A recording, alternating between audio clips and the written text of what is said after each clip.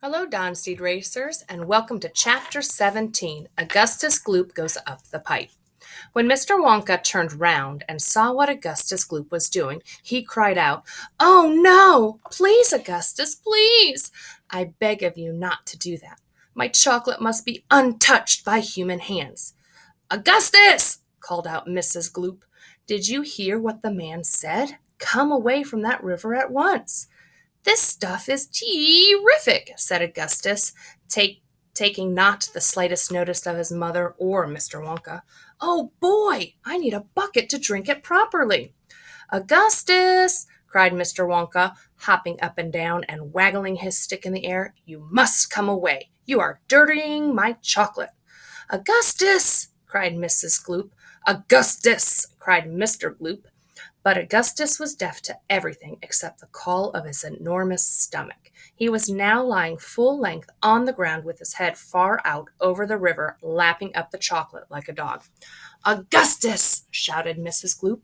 "You'll be giving that nasty cold of yours to about 1,000,000 people all over the country." "Be careful, Augustus!" shouted Mr. Gloop. "You're leaning too far out." Mr. Gloop was absolutely right, for suddenly there was a shriek, and then a splash, and into the river went Augustus Gloop, and in 1 second he had disappeared under the brown surface. "Save him!" screamed Mrs. Gloop, going white in the face and waving her umbrella about. "He'll drown!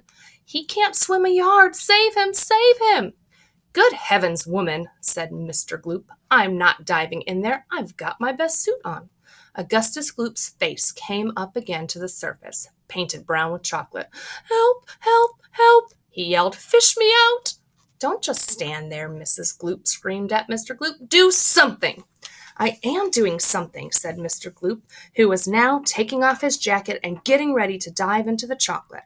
But while he was doing this, the wretched boy was being sucked closer and closer towards the mouth of one of the great pipes that was dangling down into the river. Then all at once the powerful suction took hold of him completely, and he was pulled under the surface and then into the mouth of the pipe. The crowd on the river bank waited breathlessly to see where he would come out. "There he goes!" someone shouted, pointing upwards, and sure enough, because the pipe was made of glass, Augustus Gloop could be clearly seen shooting up inside it, head first like a torpedo. "Help! Murder! Police!" screamed Mrs. Gloop. Augustus came back at once. "Where are you going?" "It's a wonder to me," said Mr. Gloop, "how that pipe is big enough for him to go through it." "It isn't big enough," said Charlie Bucket. "Oh, dear, look, he's slowing down." "So he is," said Grandpa Joe. "He's going to stick," said Charlie. "I think he is," said Grandpa Joe. "By golly, he has stuck," said Charlie. "It's his stomach that's done it," said Mr. Gloop. "He's blocked the whole pipe," said Grandpa Joe. "Smash the pipe!" yelled Mrs. Gloop, still waving her umbrella. "Augustus, come out of there at once!" The watchers below could see the chocolate swishing around the boy in the pipe, and they could see it building up behind him in a solid mass, pushing against the blockage. The pressure was terrific. Something had to give. Something did give, and that something was Augustus. Woof! Up he shot again like a bullet in the barrel of a gun. "He's disappeared," yelled Mrs. Gloop. "Where does that pipe go to? Quick, call the fire brigade."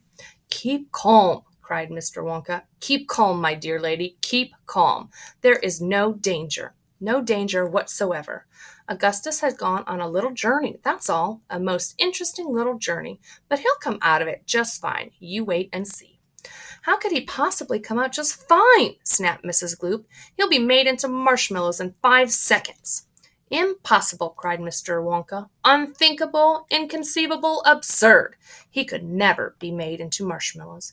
"And why not, may I ask?" shouted Mrs. Gloop. "Because that pipe doesn't go to the marshmallow room," Mr. Wonka answered. "It doesn't go anywhere near it. That pipe, the one Augustus went up, happens to lead directly to the room where I make a most delicious kind of strawberry-flavored, chocolate-coated fudge." "Then he'll be made into cream-flavored chocolate-coated fudge? Ah!" screamed Mrs. Gloop. "My poor Augustus, they'll be selling him by the pound all over the country tomorrow morning." quite right," said Mr. Gloop. "I know I'm right," said Mrs. Gloop. "It's beyond a joke," said Mr. Gloop. "Mr. Wonka doesn't seem to think so," cried Mrs. Gloop. "Just look at him. He's laughing his head off. How dare you laugh like that when my boy's just gone under the pipe? You monster!" she shrieked, pointing her umbrella at Mr. Wonka as though she was going to run him through. "You think it's a joke, do you? You think that sucking my boy up into your fudge room like that is just one great big colossal joke?" "He'll be perfectly safe," said Mr. Wonka, giggling slightly. "He'll be chocolate fudge!" shrieked Mrs. Gloop. "Never!" cried Mr. Wonka. "Of course he will!" shrieked Mrs. Gloop.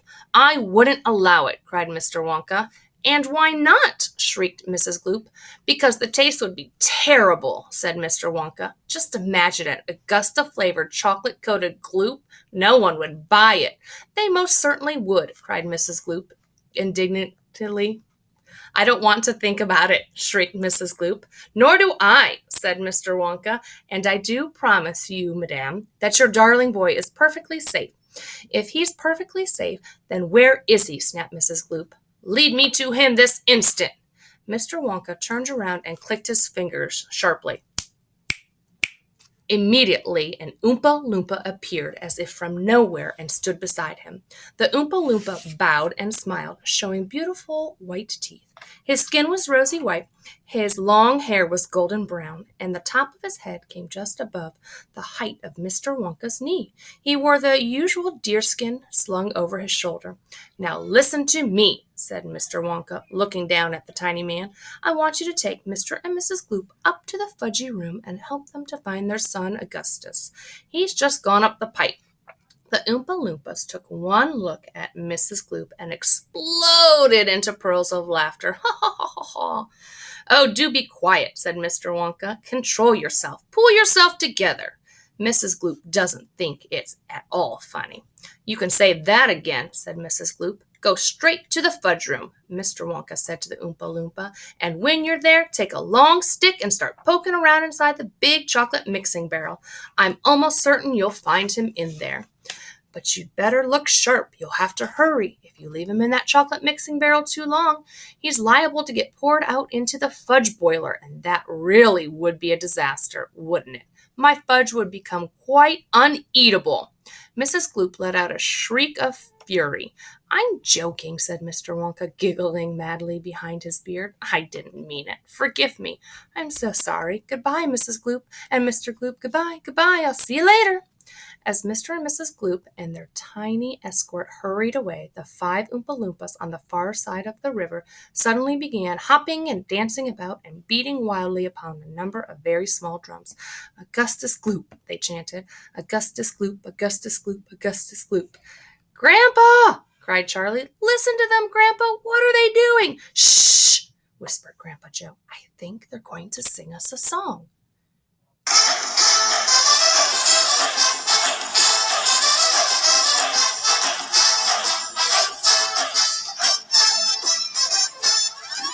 Augustus Gloop, Augustus Gloop, the great bakery evening complete.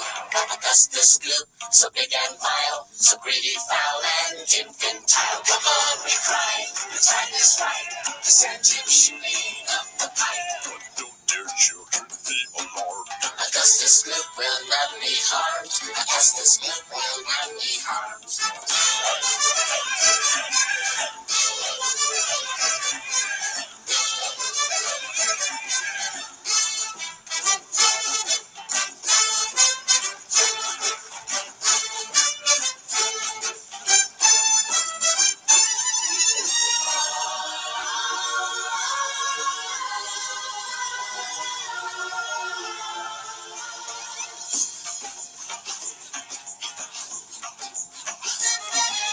Although, of course, we must admit, he will be altered quite a bit.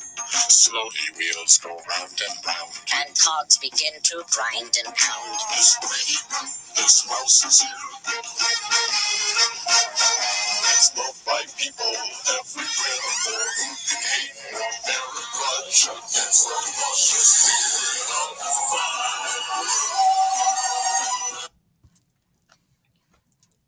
"I told you they loved singing," cried Miss